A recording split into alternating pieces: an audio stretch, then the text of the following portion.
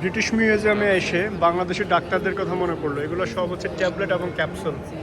আমাদের দেশের ডাক্তাররা তাদের কাছে কোনো রোগী গেলে যেভাবে ঔষধ দেয়, এই যে দেখেন, আমি যদি আরেকটু কাছ থেকে দেখাই, এগুলো প্রত্যেকটা এক একটা ট্যাবলেট এবং এক একটা ঔষধ।